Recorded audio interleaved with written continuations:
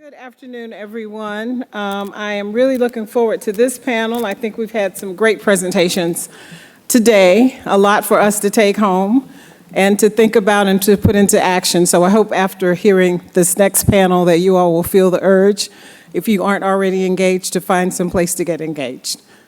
At this point, I'd like to ask our panel to come forward. Omega Wilson, Keck, and Anna Dolbow.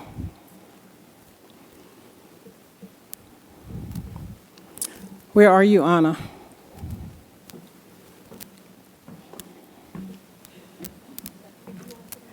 Can someone see if Anna is out in the vestibule area, maybe?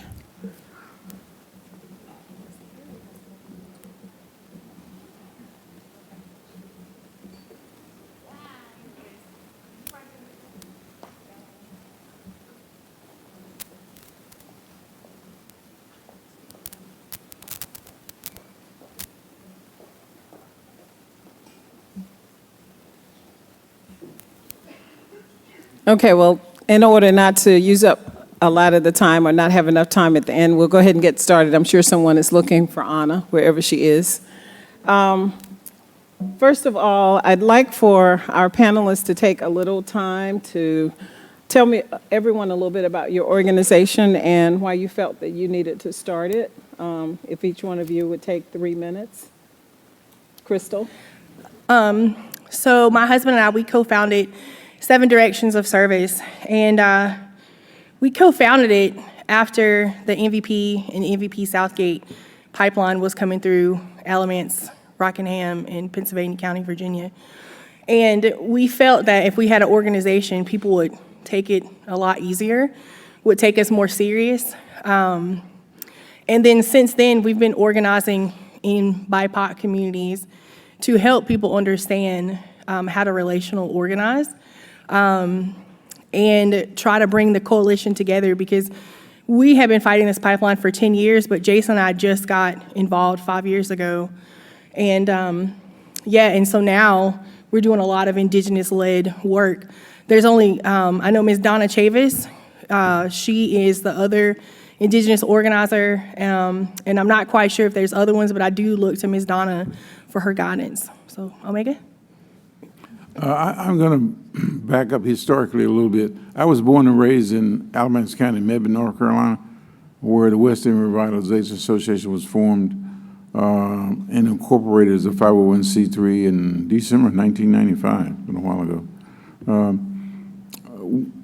I moved around different parts of the country, going to graduate school, undergraduate school at Shaw, graduate school at Bowling Green State University, Mississippi, and all these other places where stories are now told about environmental justice inequities.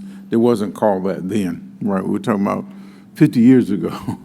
But when we moved back to North Carolina, we had a lot of pity parties with relatives and friends and families. Every time we met, have a birthday celebration or after a funeral, we always wind up talking about the disparities in the communities that is now referred to as environmental justice or civil rights, et cetera.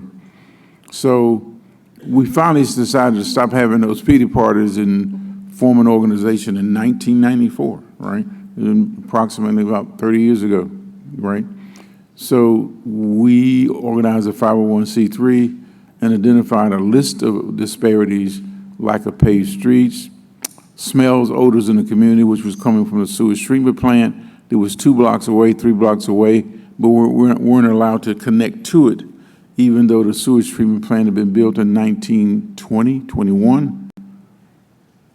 Black folks have been disallowed, denied access for sewer infrastructure for 80+ years, systemic racism. So our organization started based on what was called a lack of basic amenities due to a historic pattern of discrimination. That language came from the United States Department of Justice in 1999 when we filed a civil rights complaint. They said you're given a long list of things. What you're really being denied of is a right to basic amenities, things that as a citizen or non-citizen in this country, you have a right to. And It turned out that many of the things on those lists were identified as civil rights. Some of them were identified as environmental. Some of them identified as now environmental justice. So it took us from West End community to all over the country and out of the country over the last 30 years. Thanks, Omega. Anna, I know your situation is a bit different from the other two speakers, so I'd like for you to tell us a little bit about your focus with Toxic Free NC and how your personal experience has fed your passion for what you're doing now. Thank you, Sherri. Also, my apologies. I thought the panel started at 1:10, so I was trying to walk a little bit, so sorry for that. But I have an interesting story, but also not really. I am a former farm worker. I worked in the agricultural fields of Eastern North Carolina from the ages of 5 to about 18/19. From there, I witnessed a lot of the inhumane treatment towards farm workers and actually received a lot of that inhumane treatment as a child and as a young adult and as a teenager.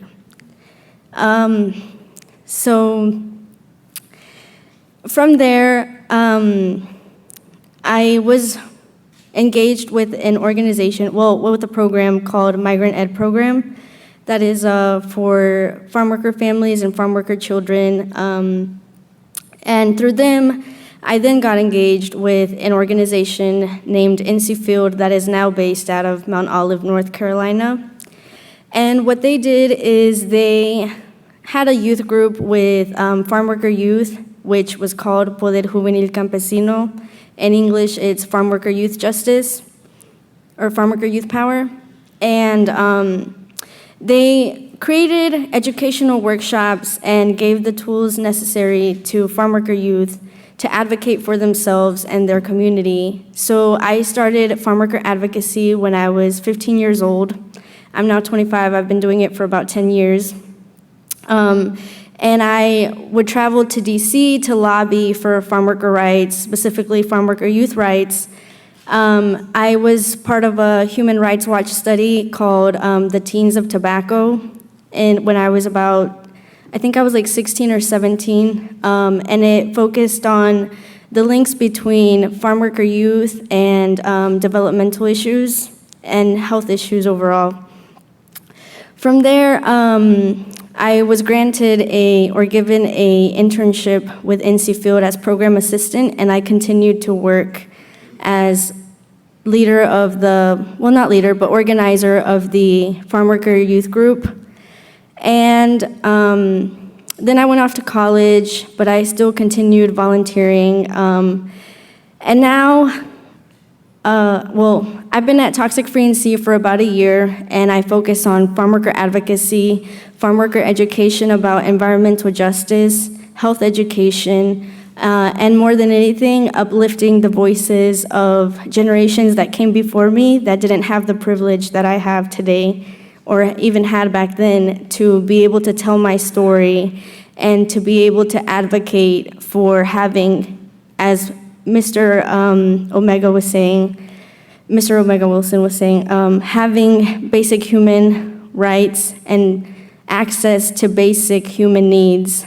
And I also focus on working with young Latina women to bring them into this kind of work or advocacy so that they can, continue telling their stories, because as it was mentioned earlier, nobody is a bigger expert than a community member who lives in a community and experiences these sort of issues every single day. And specifically for farm workers, somebody who wakes up, a youth who wakes up every single day at 5 a.m. in the morning to travel to a tobacco field or a blueberry field and works until 7 p.m. like I did when I was younger. So currently I focus on language justice as well, because North Carolina does not do a good job of prioritizing language justice with communities that do not speak English, especially when it comes to environmental issues. I have seen a huge lack of access to critical information in the Latinx community, and I have been working very hard to reduce that information gap and working with people from the governor's office and NCDEQ to make sure that language justice is prioritized the way that it should be. And yeah, so in a nutshell, that's what I do. Thanks, Anna. Thanks, everyone. All of you, I'm sure, have had a moment that you felt like you reached some level of success. And I'm going to start with Omega on this one. Can you share with us what that moment was, Omega, and what that success was for you? What stands out? Can I connect with Anna with something that happened Absolutely. to me, right, that I think is really important? My wife and I were recruited to integrate the graduate school, integrate, i.e. people of color, at Bowling Green State University in Bowling Green, Ohio, in the mid-'70s, right? In one of my classes, almost all my classes were all white. First time they'd ever been taught by a person of color. In one of those classes, there was a young man who was referred to as a settle-out, right? Anna understands exactly what I'm saying, right? And he had to be a settle-out, no longer a farm worker, as a migrant farm worker, because he lost both of his legs. They were cut off just below the knee. As a 14-year-old in a harvesting field, I think corn, where a machine harvested his legs. He was caught in a machine and cut both of his legs off. And he came to my class on prosthesis, relatively new artificial legs, not like they are now, trying to walk without crutches with his wife holding his hand. This is 10 years later, wanting to go to college, and he was one of my students, right? So sometimes people want to look away from what is happening to you, but it's happened in many places. I grew up on a dairy farm. My father was a dairy farm worker, and our part-time jobs to raise money to buy school supply and shirts and clothes and books in the summer and after school was harvesting sugarcane, baling hay, chasing cows, and doing other kinds of things, picking up pecans and busheling them off of pecan orchards at the age of 13. It wasn't the kind of intense thing that Anna's talking about, but I know from my own hands and my own backs and own brains and own burning sun what it was like. That was in Alamance County. That was my growing up experience and our experience that was directly connected us face to face with what happens to people when they're just unjustly treated as a child. I just could not believe this young man was working like this and had both of his legs cut off by a machine, and then he didn't die, and he was still trying to make a life, he and his wife. Thanks. I'm sorry for stopping. Thanks for that. I hope that this conversation will be a free-flowing one between you all. These questions are just intended as prompts, so let's, just move that way. Invitation, Sherri. Oh, so sorry. Okay, here we go. Sorry. With that invitation, Sherri, I will free flow a little and go to another thing that I wanted to say. A lot of us have gotten used to seeing food on our plate, and I get very emotional when I talk about this because I lived it. We don't think about the people that are dying every day due to pesticide exposure. We don't think about the people that are dying because they are denied a sip of water. We don't think about the people that are dying due to heat stress and the lack of regulation here in North Carolina. We don't think about the 10 or 5 or 12 or 13 or 14-year-old that could have picked those blueberries that we were eating today. We don't think about those things. And whenever we do start thinking about those things, it'll be then that some real life changes will be made for the farm worker community that never stop. As I said last week, or a couple weeks ago at the executive order listening session held by the governor, farm workers are the community that really never stops.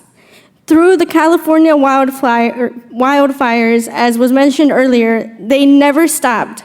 Through COVID, they never stopped. through lightning, they never stop. They don't have the option to stop because they are a community that faces food insecurity in higher amounts than anyone else. And they are the people that pick our food. They are the people that feed us. They are the people that are out in those fields every single day, lightning, rain, heat, whatever it is. They are the people who are doing that work, and we do not think about them. Well, a lot of us don't. I do because I lived it, but if you don't have that experience, then they're just invisible to you, and we have to start considering them. We have to start thinking about the young children that are going out there getting sprayed with pesticides, working in a field that has just been sprayed by pesticides, and that is the sad reality of agriculture in North Carolina because I lived it. I have dealt with all of that in those 13 years that I worked.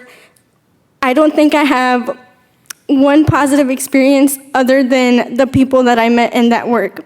Everything else was being mistreated because we needed the work, because we were immigrants, because we had no other thing that we could do. And I'm also trying to get into like immigration rights and all of that because currently there is a bill in North Carolina, HB 10, that would require the sheriff's office to work with ICE. And what they fail to recognize is that $93 billion industry, agriculture, immigrants are the backbone of the #1 industry in North Carolina, and they are trying to scare them. They are trying to find any reason to take them out of this country, but nobody else is going to do the work. Nobody else is, and we have to start seriously considering farm workers when we talk about every single conversation that we think about and that we have. We need to talk about farm workers, because they are the community that faces toxic chemical exposure, climate change, poor water quality, poor air quality. They are dealing with natural disasters constantly. Whenever H-2A farm workers are brought over from Latin America, they have to, through the H-2A visa process, they have to do everything that the farmer says. A couple years ago, there was a story in eastern North Carolina, and I will never stop telling this story because I want you all to understand how serious these issues are. There was a hurricane, and there were farm workers that were trapped. They had water up to their waist, and the farmer said that everything was fine. So nobody did anything to help them because the farmer said everything was okay. I was making calls through NC Field that day to make sure that farm worker families and farm workers were okay. And it wasn't until we got that call that finally someone decided to do something and they were able to get a boat and rescue them.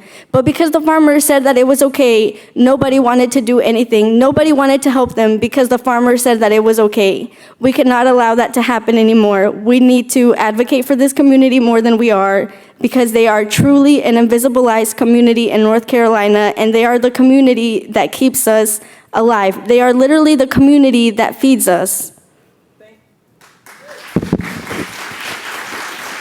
Thanks for that, Anna. I know that we'll talk more about the experience of farm workers as well as we go through the rest of this. But getting back to talking a little bit about a success that each one of you have had.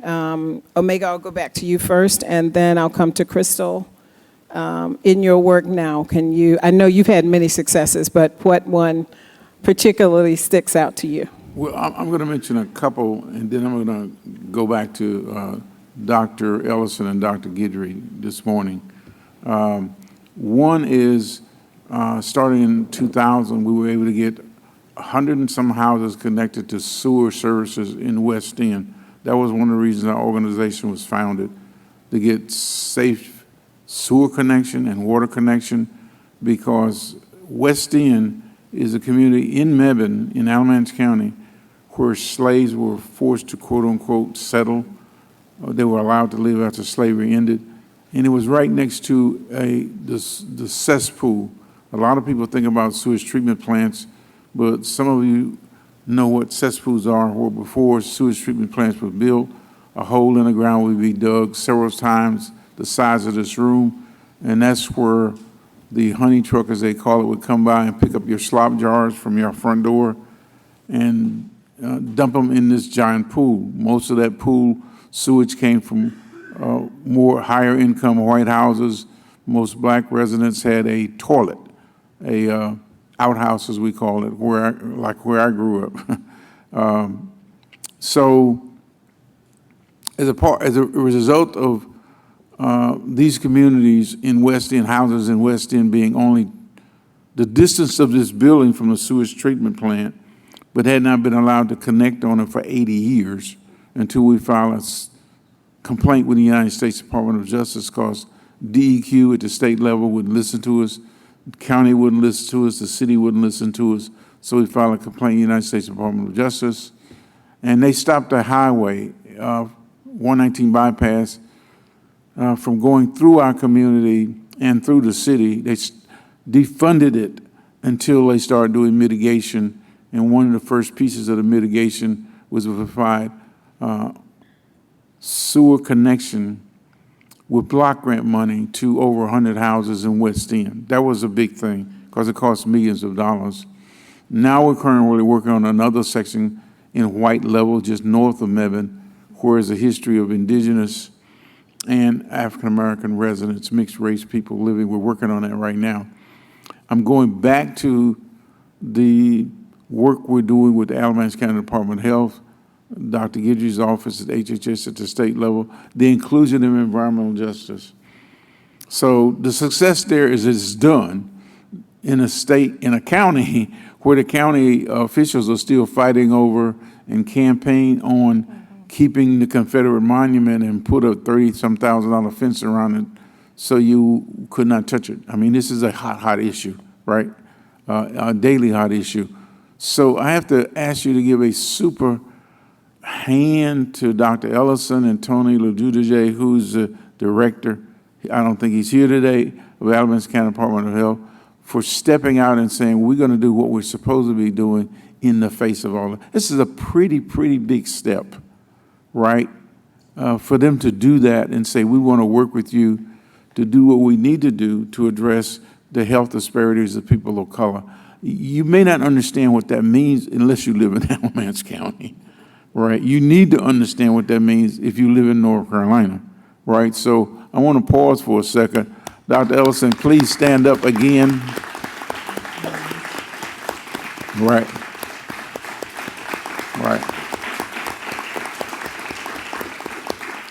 Now this is the success is we have gotten that environmental justice inclusion in the county health assessment. What we did not realize, none of us realized, it was the first time it happened in any county in the state of North Carolina.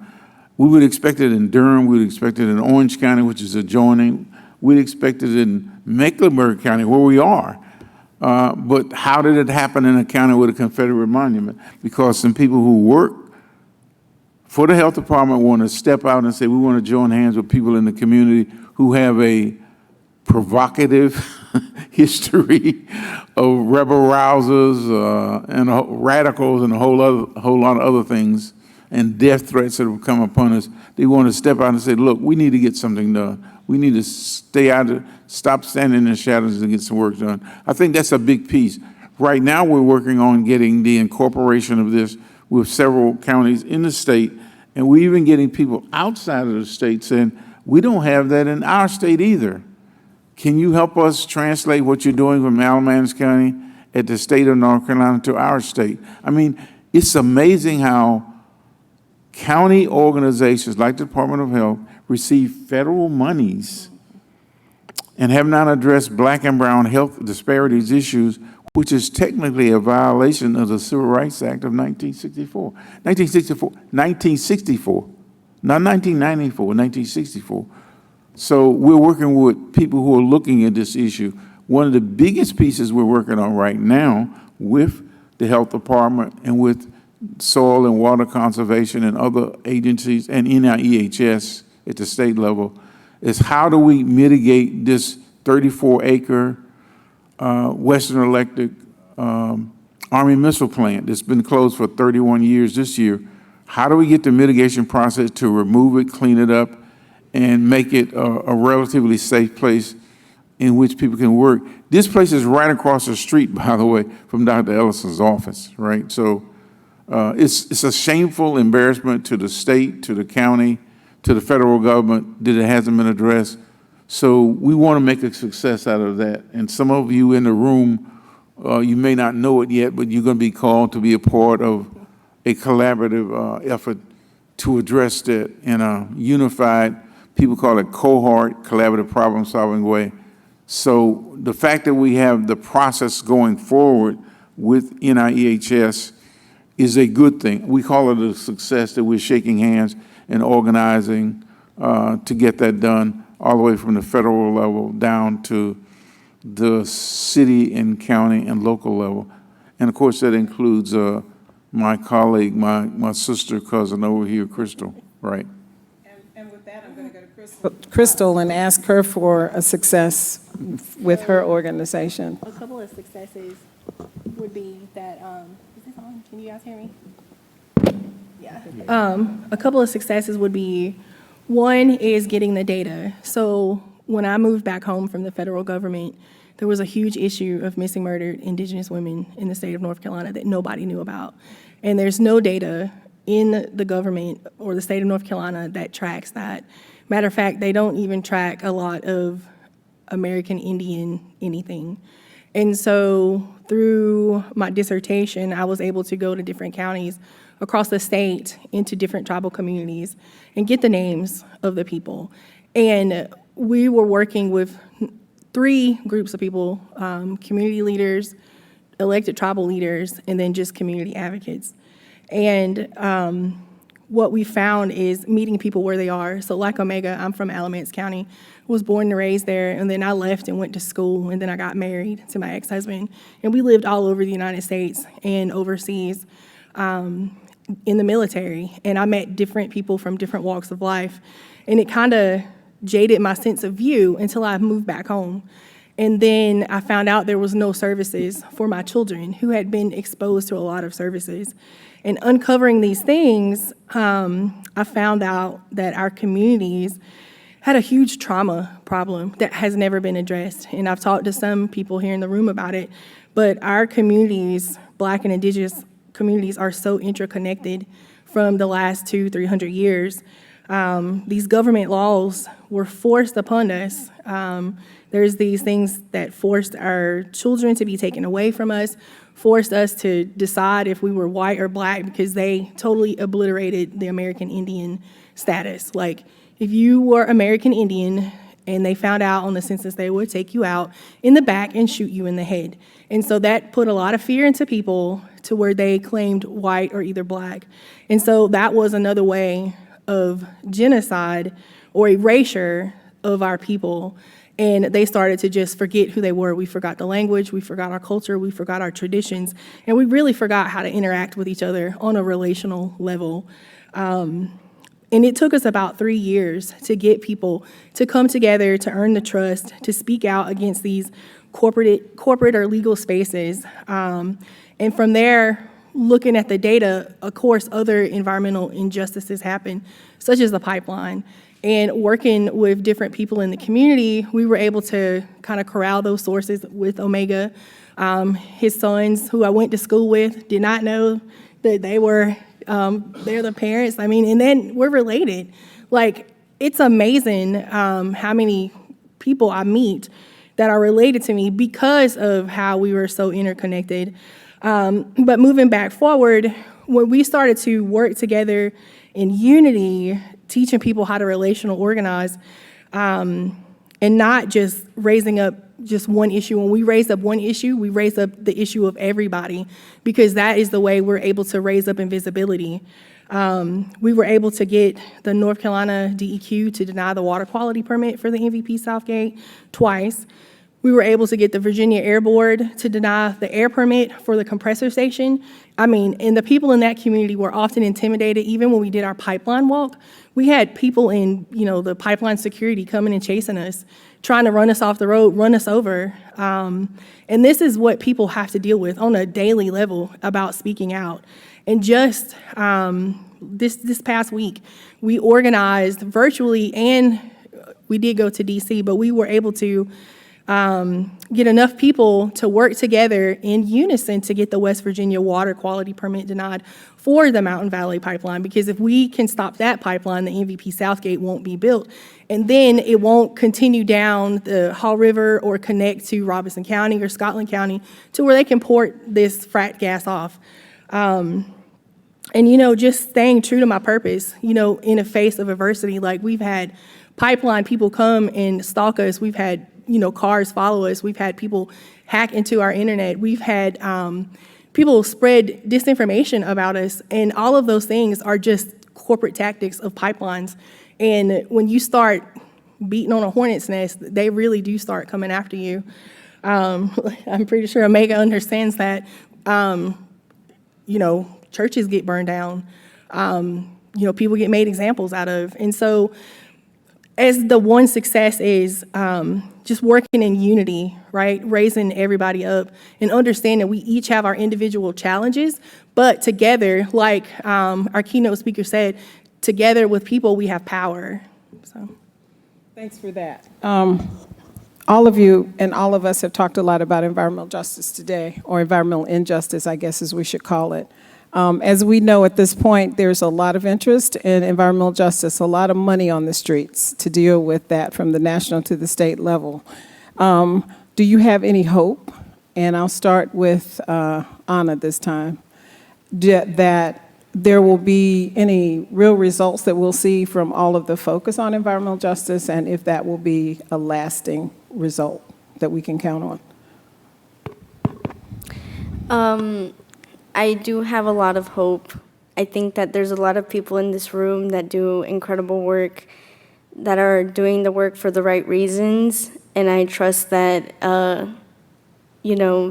the people in this room that do that work will do the right thing and use or apply for that funding and use it for the communities that most need it, primarily, BIPOC communities. And I've only been at Toxic Free and Sea for 11 months, but I have already seen so many projects happen that would greatly benefit my community that, as I've said before, is very often not a priority, but wow, like the things that I have seen in just these 11 months that really are life-changing for my community that really is never considered. It's just so amazing.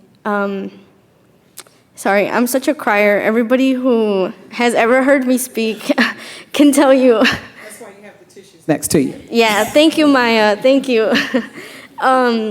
But it just makes me very hopeful, very grateful to be in this position where I can talk to people and they actually listen to what I have to say. And when I bring the women that I work with, I'm also, doing an environmental justice academy, as I mentioned earlier, with farm worker families, and it's all in Spanish. And when I bring them into a room, people actually listen to them. People really listen to what they have to say because they are the ones working in the CAFOs, because they are the ones being sprayed by pesticides, because they are the ones who are living next to Enviva or next to the landfill, or their water is yellow and they can't use their well water. And every time we talk about those things, there's people that come up with so many solutions, and of course funding is always an issue, but even if only one of those 10 ideas actually happens, that is a huge win for the farm worker community that has been abandoned, that has been invisibilized, that has not been heard, that has not been given the space to actually talk. And since I took this position, that was my number one goal, was to make sure that they were not only seen, but they were heard and that they were in those spaces. And it has happened, and now, they're getting air monitors, people are signing up to do water testing, we're working to figure out how to get them, free or very low cost water purification systems. We're doing health education courses to talk about how contamination affects your health, and they are the most humble, most kind, most loving, most grateful people. And just any little thing, if you just show up and talk to them about really anything, they will listen and they will be grateful, because that is just how minimal effort has been put into the farm worker community. So I do have a lot of hope that the funding will be, that it'll do a lot of good things, as I have seen already. And I do hope that more people in this room will do that work to pursue those funds and to put them to good use in the communities that need it the most. Thanks, Anna. Omega, are you hopeful, and what do you hope to see out of it? I'm going to draw some of this back to you, Sherri. I first met Sherri. I know some of you may not know she has a lot of roots in North Carolina, right, originally. But I first met Sherri when I was on the EPA National Environmental Justice Advisory Council. So we went a whole lot of meetings together. So Sherri would get frustrated as a federal official, and I would get frustrated as a community person. But we see some things now coming out of the Biden-Harris administration and congressional bills that gives us hope as far as not only many grants that we got, like $15,000 to do research all the way back 22 years ago, right? And we're seeing bigger dollars coming to communities, but also leverage funding coming directly to government agencies to address environmental justice under the name of environmental justice. That's a pretty precious thing. We both have been involved with environmental justice executive orders and on-site with Governor Cooper for 246 at North Carolina A&T State University's campus, and 271 near the Research Triangle Park this past October. And we know that's not enough, right? We're looking for an environmental justice order that's whole and complete. The inclusion of environmental justice in the county health assessment through HHS is one thing the governor gave his wholehearted endorsement to. So those doors that are open, they may not be auditorium doors, they may be side doors or whatever you want to call them, I think are pretty significant, and we want to take advantage of it. Two pieces that's happening nationally. During the week of May, the 22nd through the 26th, my wife and I and some of our other friends in here are invited to the Citizen Science City Sci 2023 National International Conference. It was in Raleigh in 2019 with over 800 people, 28 countries, and all 50 states represented. We were featured presenters. This particular session, we're asked to do a specific session with some of our collaborative EJ friends from different parts of the country on what was mentioned earlier this morning about how people should be compensated for their work. Our organization came up with a thing called the Memorandum of Understanding and Memorandum of Agreement, a formal structure about how community groups should be compensated for their time, energy, resources, et cetera, right? So we're going to do a formal presentation at Arizona State University in Tempe, right? Okay? To put that on a national footprint. That's something that started with our organization 20 years ago. The other piece is something that Dr. Levy talked about early this morning about healthcare waste. We started working on something that was called COVID-19 hazardous and medical waste. It became a policy statement when we got 80-some people to sign on to it from all over the country, and we got the American Public Health Association Environmental Section, Environmental Justice Subsection Working Group at APHA to create a policy statement for healthcare waste tracking. It is printed. You can find it if you look up healthcare waste under the American Public Health Association website. You will find it. That particular document started in West End, in the West End community of Memphis. Now it's a national piece that will look directly at how to address healthcare waste. We're full of documentation. Those are two big pieces that are on a national footprint, and both of those pieces came out of a little section called West End, segregated section, West End, Mebane, North Carolina. And I think everybody should look at that and say, regardless of how small your community is, whether it's Latino, Latinx, whether it's Native American, Indigenous, whether it's low-income white, or whether it's black, you can find a corner in your little space to produce something if you keep working on it. You can grow an oak tree, right? It just takes a little while that has a national and international footprint. So those are two big significant pieces that are policy pieces that we are directly connected with and will continue to work with. I invite you to be involved. Crystal Dixon, Professor Crystal Dixon, I don't know if she's still here or not. Is she still here? Right? Right.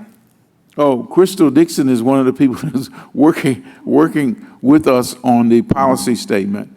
She worked with us for quite a while on the policy statement at the national level, and we're still continuing to push that. An article we just published in the Solutions magazine, New Solutions, we got a copy of it today. It's going to republish that information so it can be distributed to professors, students, community activists, and policy workers at the state and federal level, like yourself. And we want to make sure a copy of it gets on Dr. Levy's desk, all right, so he can see it.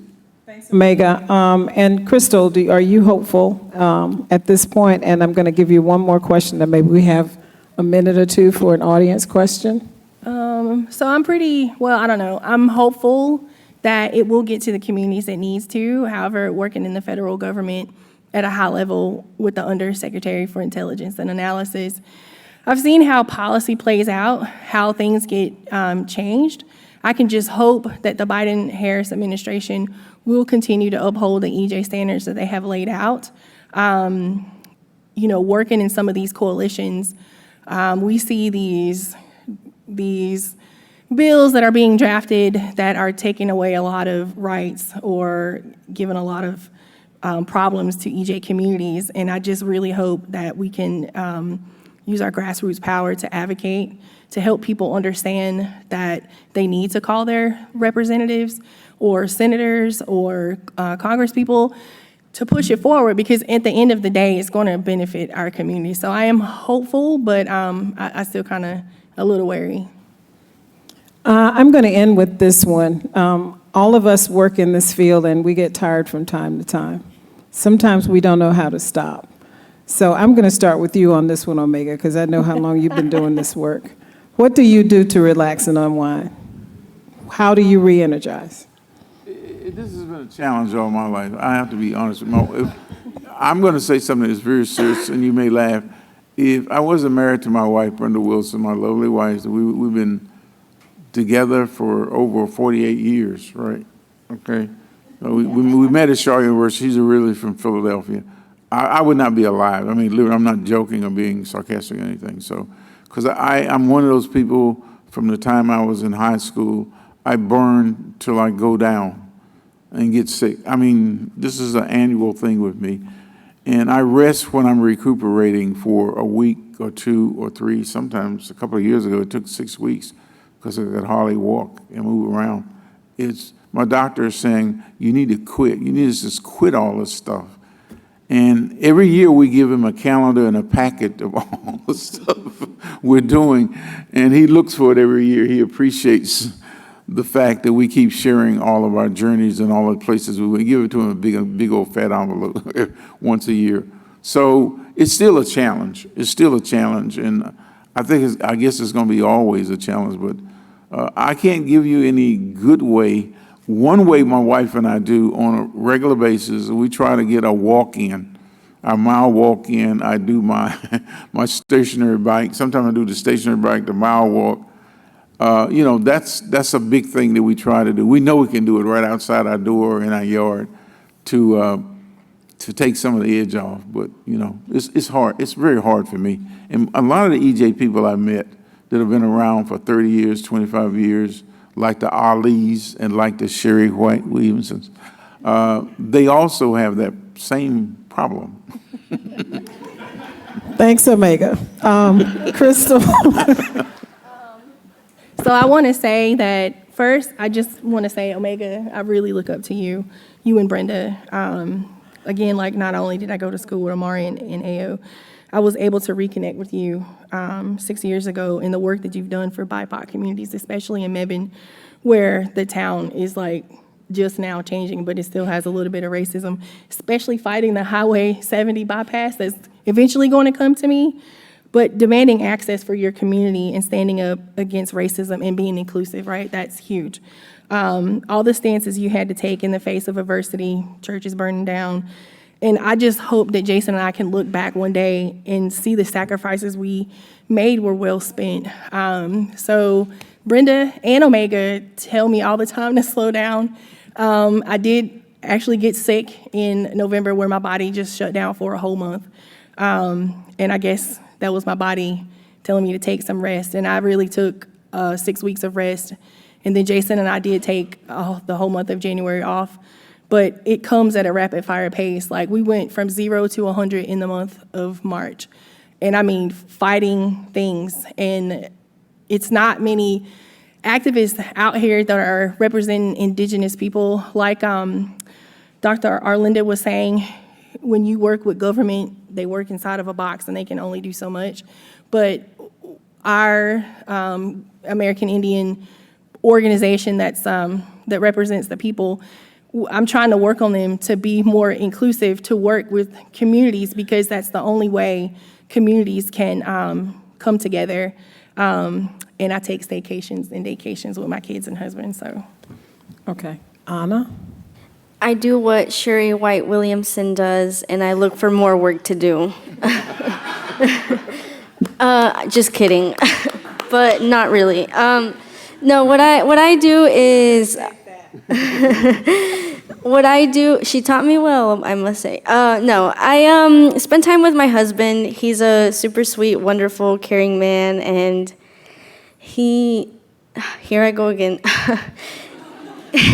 I get so emotional thinking about my husband, but he's just a wonderful man. He supports me, he loves me.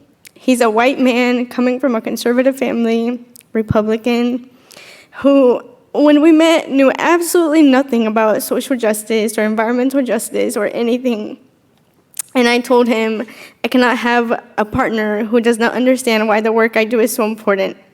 And he really heard that, and he started volunteering at my work. He started showing up with me to events, and I just have so much love for him because he really is my #1 fan. Like, if he could be here today, he would, but every time I have something going on, he will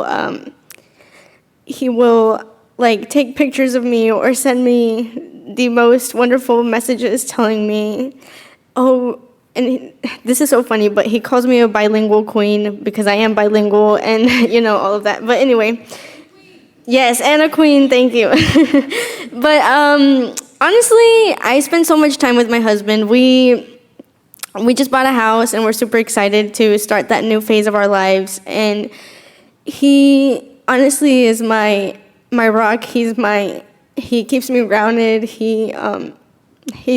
I'm so blessed to have my husband, and I have my family, so I spend a lot of time with them, and I hang out with my mom a lot, and then I go into the office and bother Sherri, and the people I work with at Toxic Free and C as well. I just have such a wonderful support system that it really is not hard to do this work, and I'm so grateful for all of the blessings that I have, including being here today, and this wonderful man, Jeff Robbins, that organized all of this.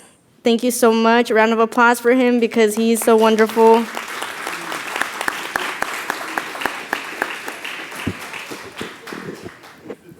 Do we have time for 1 or 2 questions from the audience? I know we're on.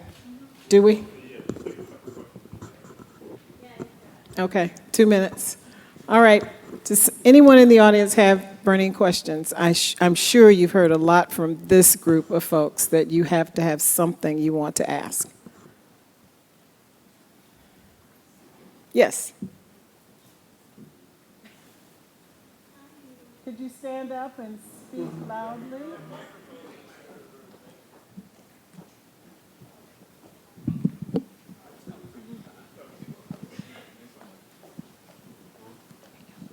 We hear a lot of people talking about jobs versus the environment, especially with the pipeline issues. How do you feel about that? As far as when people are complaining, some sides complain that we're stopping a pipeline, therefore there's no jobs, and then others say, you know, we need to stop the pipeline. Well, actually, you have to look at when the pipelines are coming through, they're bringing their engineers, right? So when they're like, oh, we're bringing jobs to the community, they're bringing people from outside to come in and lay the pipe down, like dig it up. They're only there, usually, if we're not protesting it, they're usually there for like, you know, maybe 1 or 2 years, and then they go away. The jobs that they hire are paid $7 an hour to be pipeline security or just some flagger, that's it. They're not bringing a lot of economy or regenerative economy to the town or cities that they're going to. What they're usually bringing is a lot of problems to the police force. It's overrun.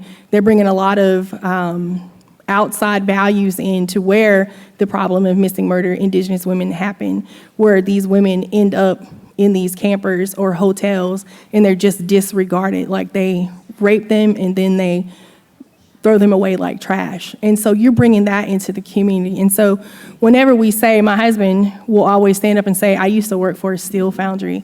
There is jobs in regenerative green environmental groups, right? But you have to look for that, and people have to have that narrative change. And we meet people where they are. Usually it's a lot of emotions, especially around money and your family, because you want to protect your family and you don't want them to be homeless. But we tell them these are the things that's going to be detrimental to the environment. You're actually killing people. The sedimentation that falls into the lakes and the rivers, the streams are killing fish. They're killing the deer. They're killing the ecosystems. And so usually when we can get these people or the pipeline workers apart and have these one-on-one conversations, they usually see where we're coming from. But then you have people who are just so staunchly against it that we usually hold that conversation and say, okay, you're not ready yet, we'll come back to you. But it's all about how you approach it. Like right now, they're saying the pipeline is 90% complete, which is not true. It's only 50% complete. It is a narrative that that this pipeline is pushing. Did that answer your question? Okay. Another question?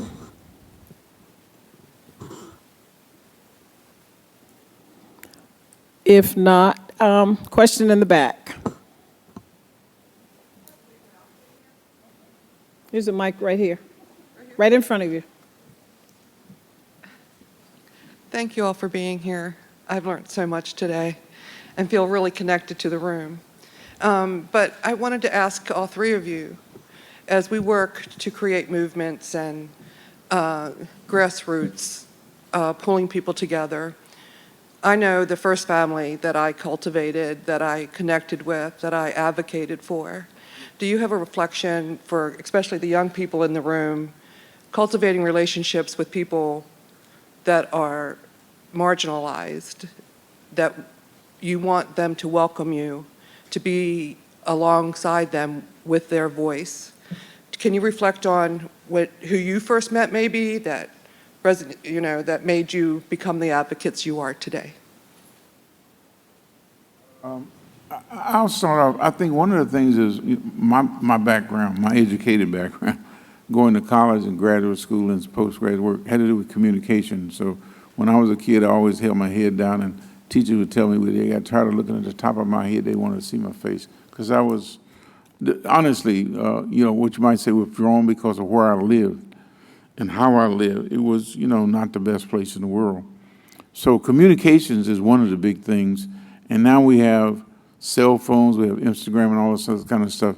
So you have, in connecting with communities, translating what you're saying. Some people did not want the community people in meetings with EPA to say SHIT.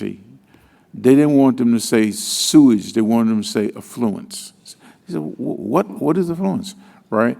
They didn't want to say affluence. They wanted them to say E. coli and fecal coliform. They want to keep translating into a way that it was very narrow, sharp talk. I think that's one of the biggest things if you want to communicate intergenerationally and community-wise, understand what people are saying. If you're not sure what BTW means, by the way, ask them if they're not sure what EPA means, because I've been in meetings where people say, Sherri says, you don't know what EPA means? They don't. Ask them, or to keep from asking, for them from asking or looking at you and just acting like they know, tell them that you're saying the Environmental Protection Agency. Don't say DEQ and not say what it is. In these many groups of church meetings, community people, various ethnic backgrounds, as they say, make it plain. I think that's one of the biggest barriers to getting people to work together is when you don't respect the language based on where they live and where they work and where they play and pray and bury their loved ones. I think doing that and doing it in an honest way and keep on doing it and not disrespecting the levels they come to you on is a big, big, giant step in doing the community organizing and working together. Yeah, I would. Is it work? Yeah, okay, there we go. I would say that the biggest thing is building relationships with trust by showing up for the community and not showing up empty-handed. There are so many people that want to work with BIPOC communities, but they don't do it in the right ways. You need to show up and not asking anything of them, but bringing information, bringing education, sharing knowledge. You need to build trust before you can ask anything of a community member, because that's really how I think all of us build our relationships. It's with trust. We go with the people that we know we can rely on, with the people that we know we feel safe with. And I think that is what has helped me, at least, have such good relationships with the community that I work with, because I always show up with something to share with them. And also it helps that I lived those experiences as well. But even if you haven't lived those experiences, you can show up with any information that is really important to them, like health education, which isn't super hard to find, but because the community that I work with, there's language justice, there's issues with having information that's accessible in their language, and there's also the lack of knowing how to find information on the internet, or just not having access to the internet, so they can't find that themselves. But if you show up to a community and you have something to share with them, and you continue to show up with something to share with them, and you build those relationships off of trust, then you will do fine. But you cannot go into a community empty-handed and expect them to follow your lead and to help you in whatever advocacy thing you're doing if you're not willing to put in the work and the effort to actually do something for that community. So my advice to you is never show up empty-handed, and build relationships with trust, and doing it in an intentional way that is not going to leave them empty-handed and forgotten and abandoned after you accomplish whatever it is that you're trying to do. We cannot continue to put that burden on those communities. And I'm going to give Crystal, if you want 30 seconds. I know we're running over time, and these folks know not to ask advocates like you all a question because you won't stay on time. So I agree with everything that the panelists said. One is working in the community. You have to gain their trust. We worked in the MVP community for 4 years, And we went and door knocked, and we campaigned, and we did some radical things. And we did things that the big green groups would not do. They did not want to go out of their boundaries or their little zone, and we had to do that as a community organizer. I've been organizing for 15 years, actually more than that, maybe 25. I forgot how old I am. I've organized in the military spouses, and then when we switched and I came back home, that's when I started to organize in our community, because our community was being attacked. And you kind of have to understand who your community is. There's a lot of people that don't live in your direct community, but when you have those community connections, like people knew me from when I grew up, like I was a little girl, and our community is basically family. So I agree with everything that the panelists said. Thanks, Sherri. Thanks, Crystal, Omega, and Anna. And would everyone give this panel a round of applause?